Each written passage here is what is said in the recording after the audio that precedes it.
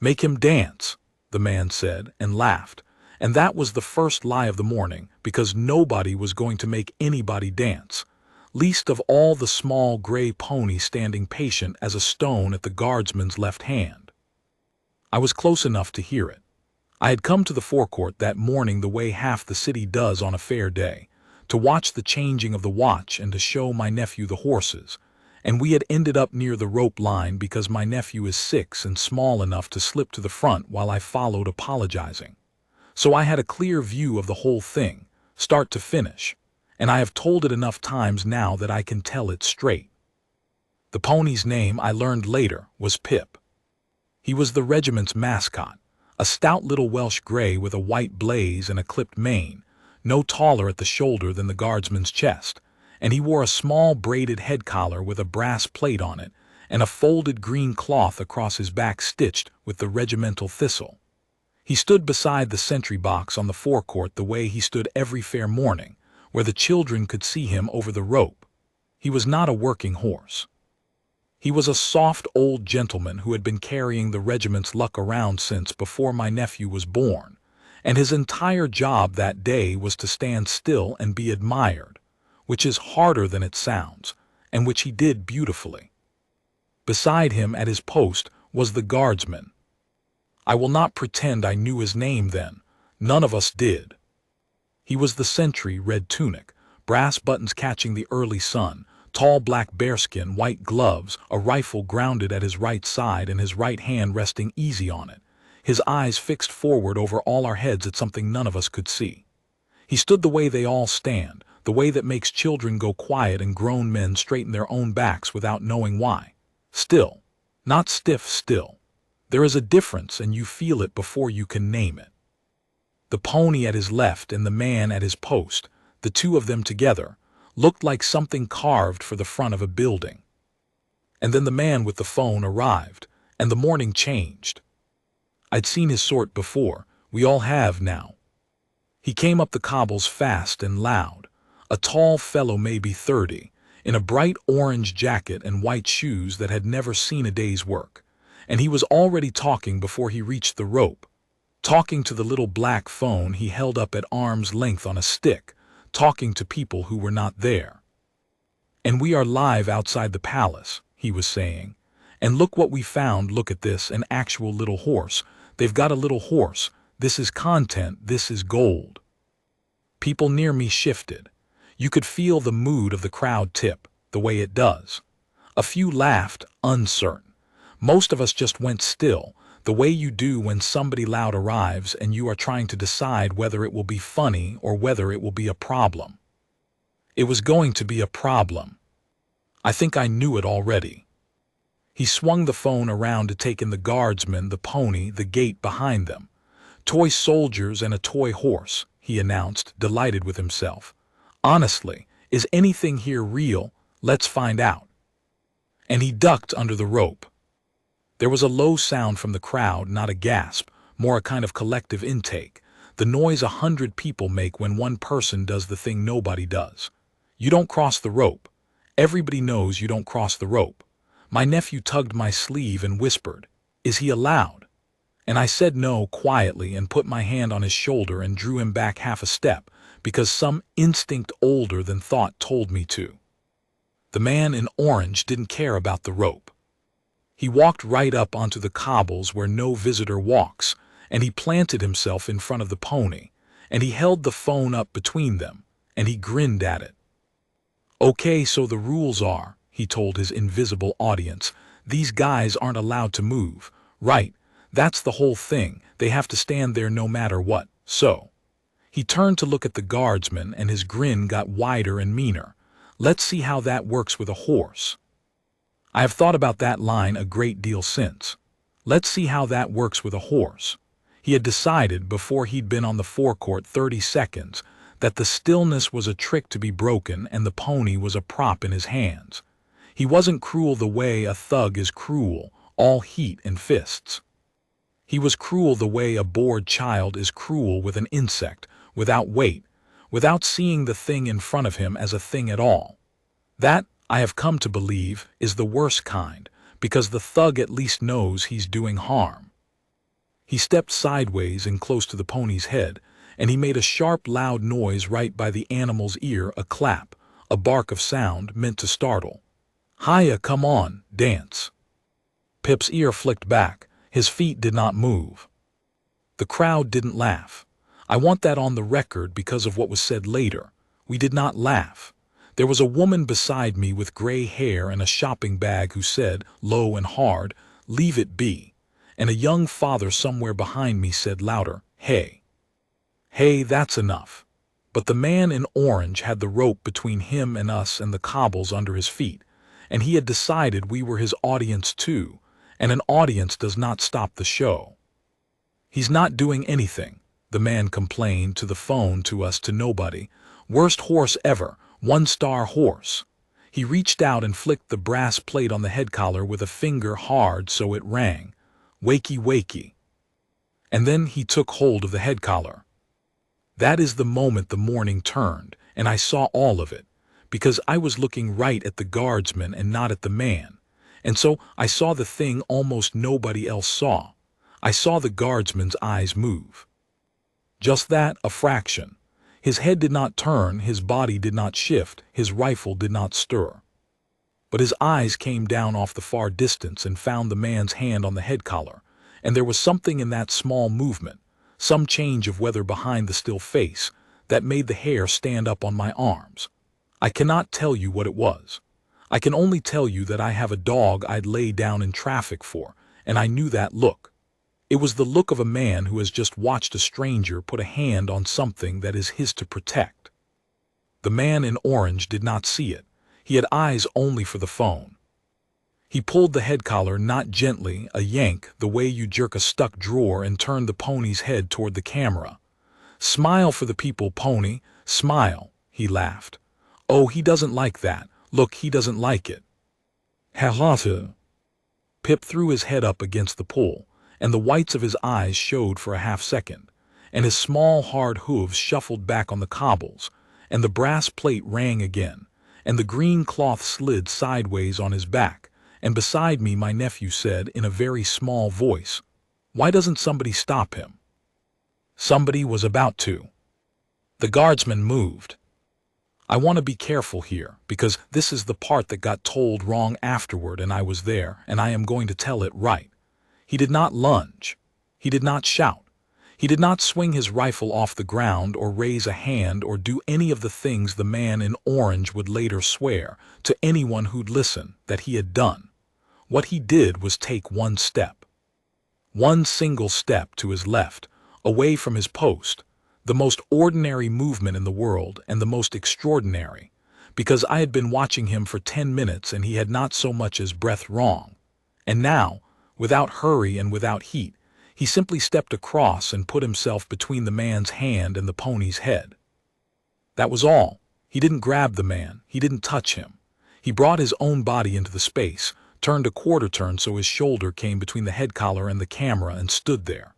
His left hand came up slow, deliberate, palm open, and rested flat on the pony's neck, just under the clipped mane, the way you'd put a hand on the shoulder of a frightened friend. And Pip, who had been throwing his head and rolling his eye, stopped. All at once, his feet settled. His ears came forward. He leaned the smallest amount into that white glove, and he went still, because the still man was touching him, and the still man was the thing in his whole world that meant nothing bad was going to happen. I have kept dogs and I have known horses a little, and I will tell you, you cannot fake that. An animal does not gentle for a stranger. That pony had stood beside that man on 100 fair mornings, and he knew the weight of that hand the way my nephew knows mine, and the instant it came down on his neck he believed, completely, that he was safe. The crowd saw it. I heard the woman with the gray hair make a small sound, almost a sob, and somebody behind me said, "Good lad," and I did not know if they meant the guardsman or the pony, and I don't think it mattered. The man in orange did not understand any of it. He had lost his prop, that's all he knew. The pony had gone calm and boring again, and there was now a wall of red wool between his camera and his content, and that made him angry the way being told no makes that kind of man angry instantly, and out of all proportion. "Whoa, whoa, what are you doing?" he said, and his voice climbed. "You're not allowed to move. That's the whole, you're not allowed to move, everyone knows that. Get back to your spot." He waved the phone at the guardsman's chest. "Get back to your little box." The guardsman did not get back to his box. He stood with his hand on the pony's neck and his eyes forward, and he gave the man nothing, not a word, not a glance, not the flicker of a muscle in his jaw. And I understood, watching it, that this was the harder discipline, harder than standing still in the first place. It is one thing to be a statue when the world leaves you alone. It is another thing entirely to be loud man's whole purpose, to be the obstacle he has decided to defeat for the camera, and to give him not 1 inch of the reaction he is digging for. The guardsman had stepped off his post to protect the pony, yes, but having stepped, he had become a statue again, a wall, and the man in orange was throwing himself against a wall and getting nothing back, and it was eating him alive. "You think you're tough?" The man was circling now, trying to get the phone past the guardsman's shoulder, and the guardsman simply turned with him, a slow, patient quarter turn each time, always keeping his body between the camera and the pony, never speaking. "Look at this, everybody, look, he won't even, he's scared, he's actually scared. He knows he can't touch me, that's the whole joke, they're not allowed to touch you." That was the part he liked best, I think, the idea that he was untouchable. That the guardsman was bound by some rule he himself was free to break, and that this made him, the man in orange, the powerful one. You could see him getting drunk on it in real time. "They can't do anything," he told the camera, gleeful. "Watch this. I can do whatever I want." And he stuck his face in close, 6 inches from the guardsman's still face under the bearskin, and screamed an open-mouthed roar, the kind you'd use to frighten a child in the dark. "Boo!" The guardsman did not blink. I was watching his eyes. I'd learned by then that the eyes were where he lived, and they did not so much as twitch. The roar broke against his face and ran off it like water off stone. And the man flinched back from his own failure, honestly flinched, as though the not reacting had pushed him, and that was when the last of his good humor went out of him and the meanness came up undiluted. "Fine," he said, "fine, you want to play statue, let's play statue."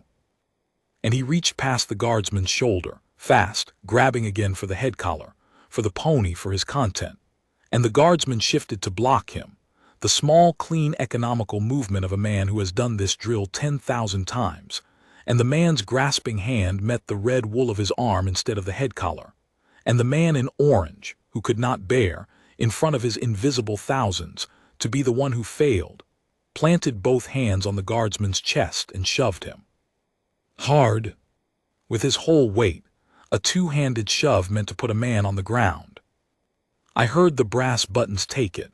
I heard the small grunt of effort the man made. And I watched the guardsman rock back, one boot sliding maybe 4 inches on the cobbles, his shoulders going back, the bearskin tipping, and then come true again. He did not fall. He did not stagger. He took the shove the way a door takes a slammed fist, gave the 4 inches the physics demanded and not 1 inch more, and came back upright with his hand still on the pony's neck, and his eyes still forward and his face exactly as it had been. The pony hadn't even moved.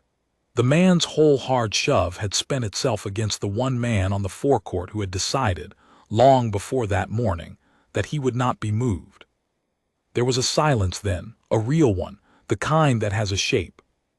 And into it the man in orange, breathing hard, his face red, his phone still up and still streaming, turned to the camera and said the sentence that hanged him. "You all saw that," he said. "He attacked me. The guard just attacked me. You're all witnesses. He came at me. He assaulted me. It's all on film." It was on film. That was the thing he hadn't worked out yet. It was all on film.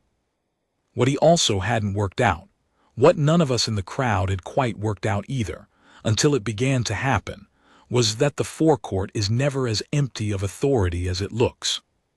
The guardsman at his post and the pony at his side and the gate behind them. That is what you are meant to see, and it is true, but it is not the whole truth. The whole truth is that a place like that is watched, all the time, from angles a man waving a phone never thinks to check, by people whose entire morning is the quiet business of deciding when to stay invisible and when to stop being invisible. I noticed them only because, in the silence after the shove, things began to move at the edges. There was a man in a plain gray coat who had been standing near the gatehouse arch the whole time, hands in his pockets, looking like somebody waiting for his wife. He took his hands out of his pockets. There was a woman in a dark jacket who I'd taken for a tour guide, off to the right by the railings. She had been talking quietly into her collar for a minute or two, and I hadn't registered it, and now I understood she had not been talking to herself. And from the small door set into the great gate, two more came out at an unhurried walk, not running, never running, in the dark uniform of the palace watch, and they came across the cobbles toward the man in orange with the calm of people who already know exactly how this ends. The man in orange saw them and his whole manner changed. The bluster came back up louder, because that is what that kind of man does when the ground shifts. He gets louder. "Oh, here we go," he said to the camera, backing up a step.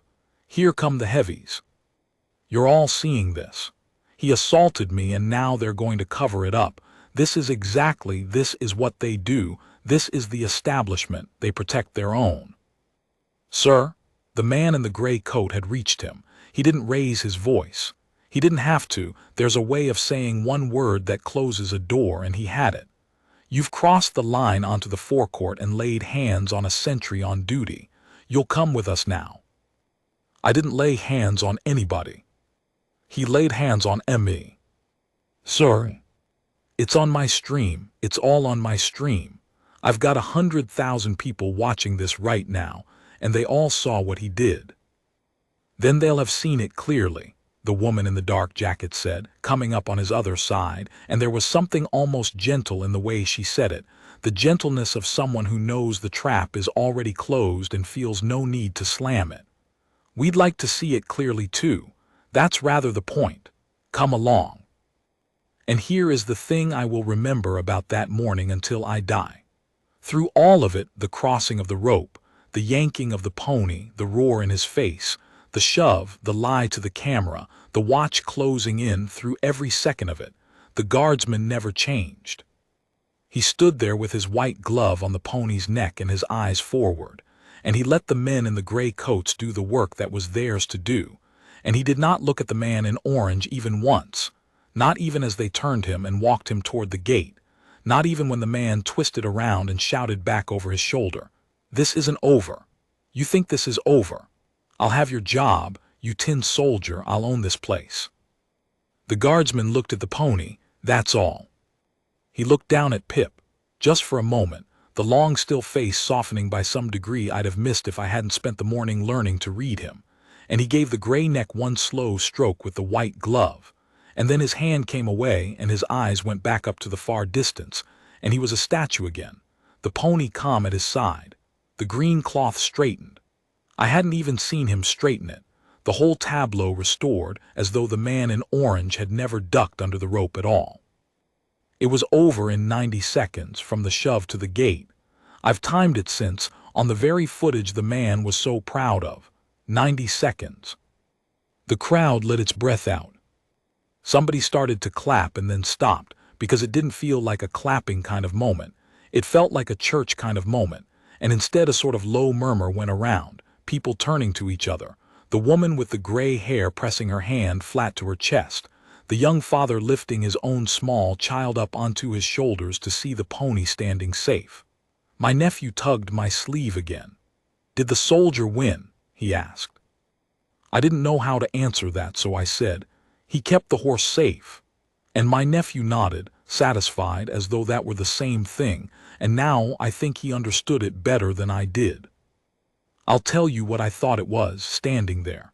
I thought it was a story about a brave man stepping in. A good deed, a small heroism, a thing that would make a nice clip and be forgotten in a week.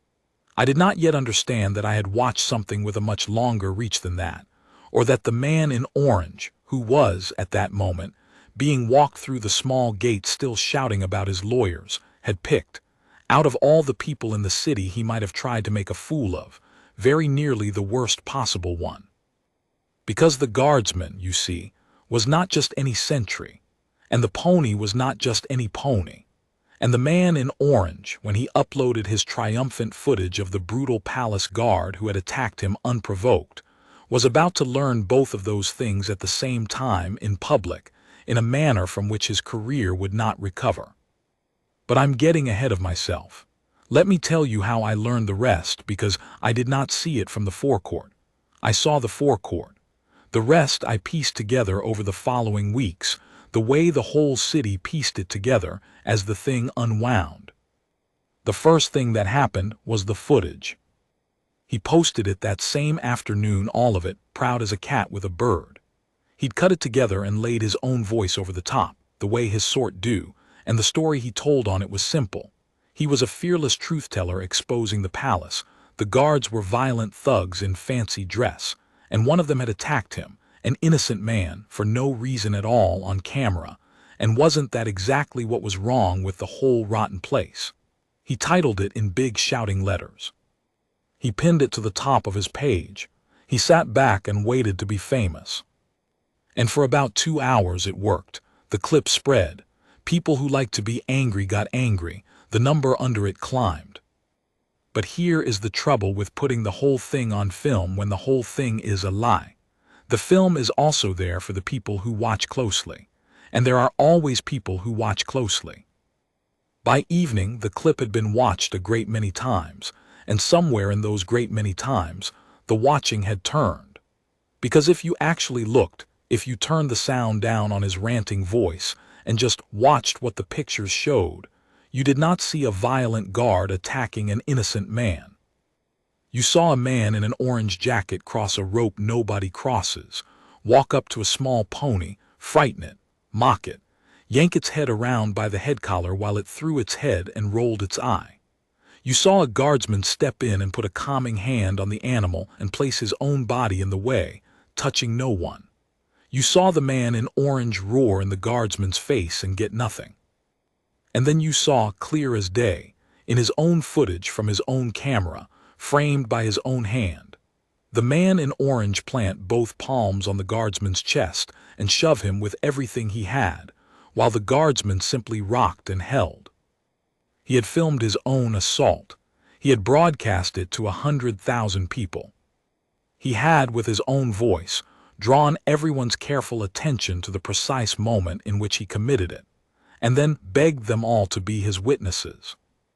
They were, just not the way he'd hoped. The comments turned first, the way water turns to ice from the edges in. Then people started slowing the footage down, marking the exact second of the shove, laying it side by side with his words. Then the clip began to travel again, only now it traveled as the opposite of what he'd meant. Now it was the clip of the loudmouth who tormented the regiment's pony and shoved a guardsman, and then bald-faced claimed to be the victim, all in 90 seconds, all self-filmed. By the next morning, the man in orange had taken his own video down. By then it had been saved and reposted by 10,000 strangers, which is a thing that cannot be undone, and the version of him that survived was not the fearless truth-teller. It was the other one. That alone would have been a kind of justice, the small, clean karma of a man hoisted by his own footage, which I gather is a thing that happens often enough that there's a word for it. But it was not the whole of it, and the whole of it is what makes the story worth telling. Because the people slowing down that footage had started asking 2 questions I hadn't thought to ask, standing on the forecourt. The first was, who is the pony? And the second was, who is the guard? The pony, it turned out, had a name everyone in the regiment knew, and most of the city had heard. Pip, properly, on his papers, a great long ceremonial name nobody used, had been the regiment's mascot for 19 years. He had been led at the head of the Remembrance Parade every autumn since before I was grown. He had stood at the side of more than one fallen guardsman's service, draped in black, because the regiment is the kind of family that brings its mascot to a funeral. He had been, for a generation of that regiment, the soft, warm, living thing at the center of all their cold, hard discipline, the one creature on the post that every stone-faced man among them was allowed to love openly. There were sergeants in that regiment who would not weep at their own father's gravesides, and who fed that pony mince from their palms when they thought nobody was looking. He was, in the truest sense, theirs, and a stranger had crossed a rope and yanked him around by the head for a video. When that got out, when the city understood that the little horse, the man in orange had decided was a prop, was in fact the beloved old soul who'd walked at the front of every Remembrance Day in living memory, the mood went past anger into something colder and more permanent. You can mock a building. You cannot mock the thing a whole regiment of disciplined men quietly loves and expect the city to laugh along. And the guard was the part I'd missed entirely, standing 6 feet away. I never did learn his full name. They don't put the sentries' names about, and that's as it should be, but I learned the shape of him, the way you learn the shape of a man from the people who served beside him. He was not a young soldier. He had stood that post, and posts harder than that post, for a long time. He had, the way these men so often do, a history folded up small and put away that he never mentioned and never traded on years in places with no fair day crowds, where the standing still was not ceremony, but the difference between a column coming home and a column not. He had earned the right to a soft posting at the gate, beside an old pony in front of children, and he had taken it the way such men take such things, gratefully and without a word. He was, in other words, exactly the sort of man who had spent his whole life learning that the discipline is not weakness and the stillness is not fear. And the man in orange had looked at all that and seen a tin soldier he could push around for laughs. That was his real mistake, not the rope, not the pony, not even the shove. His real mistake was a failure of sight. He looked at the most disciplined men in the kingdom and the most loved animal on the post, and because they were quiet, he decided they were nothing, a costume and a prop, there for his amusement, unable to touch him. He could not have been more wrong about a single thing in his life, and the law was about to explain it to him in detail. The charge, when it came, was not complicated, and that was the beauty of it.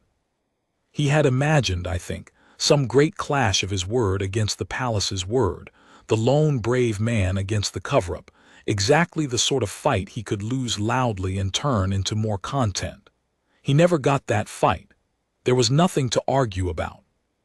There was only the footage, his footage, and several other angles besides, because the men in gray coats had their own record of the whole 90 seconds from the cameras worked quietly into the gate's stone.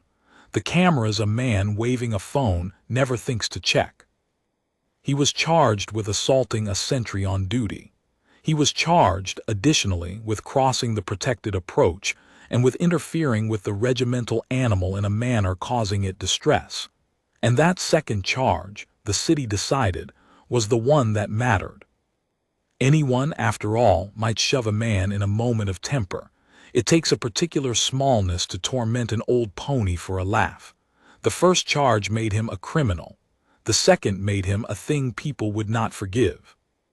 His lawyer tried the only door there was. I sat in the public gallery for the hearing, half the city tried to, and I was lucky in the queue, and I watched a tired, capable advocate make the single argument his client's footage had left him. The guard, he said, had not been injured. The guard had not, in fact, reacted at all, had not flinched, had not retaliated, had stood there throughout. And if the guard had not reacted, where, the advocate asked, was the harm? Where was the assault, if the man it was supposedly committed against had not so much as moved? Perhaps, he suggested, the whole thing was overblown. Perhaps a shove that a trained man simply absorbs is no shove at all. It was clever. It was also exactly the wrong argument to make in that room, because it asked the one question the guardsmen had come to answer. They called him to give evidence. He came into the room in plain dress, not the red and the bearskin, just a quiet man in a dark coat, and you would have walked past him on the street, and that somehow made it land harder. He stood in the box, and he was asked by the clever advocate the clever question. If you did not react, sir, if you felt nothing, where is the injury? Were you frightened? Were you hurt? Were you provoked into anything at all? And the guardsman said, I have it close to word for word, because I wrote it down on the back of my hand in the gallery, so I would not lose it, he said. You have mistaken stillness for absence. I was not unmoved because nothing happened. I was unmoved because not moving was my duty, and I do my duty. A man chose to frighten an animal in my charge and then to put his hands on me in front of a crowd that included children. I felt every bit of it. I chose to show none of it. That is the discipline. The discipline is the job. It is not consent. He let that sit a moment. Then he added the part that finished it. He has said I attacked him. I did not. I stepped between a frightened animal and the man frightening it, and I stood still while he assaulted me, because standing still was the most I was permitted to do and the least the pony deserved. If the court wishes to know whether I was harmed, no. I was not harmed. I was trained at considerable public expense precisely so that a man like this could not harm me. That is not a defense for him. That is the whole reason the law protects the post. You do not get to swing at a wall and then argue that, because the wall did not fall down, you swung at nothing. The advocate sat down after that. There was not much left to say. The verdict took the magistrate very little time. The footage was the footage. The man had filmed his own crime and narrated it and published it, and no court in the world was going to disbelieve a man's own camera. He was convicted on both counts, and before the sentence, the magistrate did the thing I had come, secretly, hoping to hear, the thing that turned a legal matter into the kind of story a city keeps. She was an older woman, the magistrate, with a flat, dry voice that did not rise, and she looked at the man in orange, who wore a suit now and had practiced, you could tell, a face of wronged dignity, and she took it from him in about 4 sentences. You came before me, she said, having published to a great many people the claim that this guardsman attacked you. He did not. Your own recording shows, beyond any argument, that you crossed a barrier, distressed an animal in his care, and assaulted him with both hands while he stood his post, and did you no harm whatever. I am told you have a large audience. I am going to ask that the correction reach as much of it as the accusation did, because a lie travels first and the truth must be helped along. She had it entered into the record formally in plain words, that the guardsman had committed no assault, had offered no provocation, had acted only to protect the animal in his charge, and was cleared entirely of the man's claims. A public correction, read out, written down, the lie answered in the same room where it had been so confidently told. Then she dealt with him. I won't dwell on it. It was a fine, and a banning from the precincts of the palace, and an order regarding the animal that I did not fully follow, and the loss, he discovered over the following months, of nearly everything his loud little career had been built on, because the sponsors and the platforms that had been happy to host the fearless truth-teller were considerably less happy to host the man who'd been convicted of tormenting the regiment's pony. He had wanted to be famous. He got his wish in the cruel exact way that wish is sometimes granted. He is remembered. That is precisely his punishment. But that is not the part I think about. The part I think about is a thing I saw weeks later, when the city had moved on to the next outrage, and the man in orange had vanished into the deserved obscurity of the notorious. I took my nephew back to the forecourt, because he had asked to see the pony, and we stood at the rope on an ordinary morning, and there was Pip, gray, stout, patient, the white blaze, the green cloth straight on his back, standing exactly where he had stood beside the sentry box, doing his old soft job of being loved over a rope by children. And there beside him stood a guardsman at his post. I could not have told you whether it was the same man. Under the bearskin they are all the all of them, that is rather the point. But the pony stood close against the red wool, closer than he needed to, leaning the smallest amount, the way an old soul leans toward the thing that has always meant safe. And once, just once, while 100 phones filmed the changing of the watch and not one of them noticed, I saw a white glove come down off the rifle and rest a moment very gently on the gray neck, under the clipped mane, before it went back to its place. Nobody made him dance. Nobody ever could have.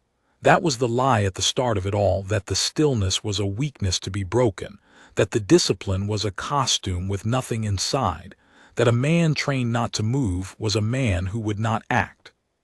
The truth was the opposite, and it had been standing in plain sight the whole time, and the man in orange had looked straight at it and seen nothing. I have thought about it a great deal since, and I have come to believe this. The strongest thing on that forecourt was never the loud man who could do whatever he wanted. It was the quiet man who chose, out of everything he was able to do only exactly enough, one step, one hand, 4 absorbed inches and not one more, to keep a frightened old pony safe and let the law do the rest. My nephew was right in his 6-year-old way, and I was wrong with all my grown-up sophistication. The soldier did win. He won the only way that man ever wins, which is the way that does not look like winning at all. He kept the horse safe, he gave the lie nowhere to stand, and he never once stopped being still. That is the mascot he tried to bully, and that is what it cost him to try.